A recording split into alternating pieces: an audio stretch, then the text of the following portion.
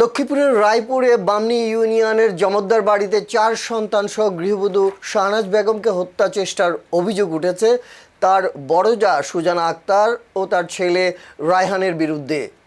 এ ঘটনায় ভুক্তভোগী গৃহবধূ বাদী হয়ে রায়পুর থানায় অভিযোগ দায়ের করেছেন।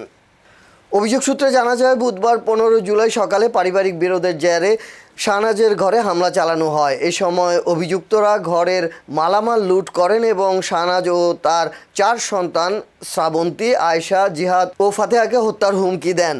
শাহনাজ বেগম জানান, তার স্বামী আকবর হোসেনের সঙ্গে অভিযুক্ত বড় জা সুজনার অনৈতিক সম্পর্ক রয়েছে। স্বামী বর্তমানে ঢাকায় অন্যত্র বিয়ে করে পরিবারটিকে 3 বছর ধরে ভরণ পোষণ দেয়া বন্ধ রেখেছেন।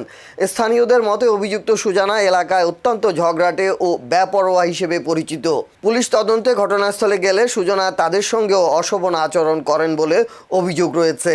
ঘটনার সত্যতা স্বীকার করলেও স্বামী আকবর হোসেন তার স্ত্রী ও সন্তানদের অস্বীকার করেছেন। রায়পুর থানা পুলিশ জানায়, তদন্ত সাপেক্ষে অভিযুক্তদের বিরুদ্ধে কঠোর আইনানুগ ব্যবস্থা গ্রহণ করা হবে। 12টার ভিতরে 3 চূড়া বৃষ্টি আইছে, ঘরে যাই দেয় এই ঘর আর এক মহিলা যাই দেয় এই ঘরে বুঝাই রাখছে এই বাচ্চাকার। আমি থানা জিটিও করছি।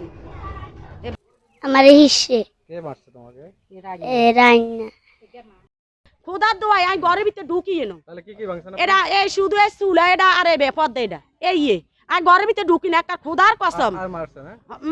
মার হেতিও মারছে আর আইও মারছে হেতিরে। আপনার ছেলে মারছে? না ছেলের হোকানো কো দিয়েছ দে তুই আর হিট হুইট মাইয়া ঘরে কাছে ভিডিও করতে তো মাইয়ারা ভিডিও করছে।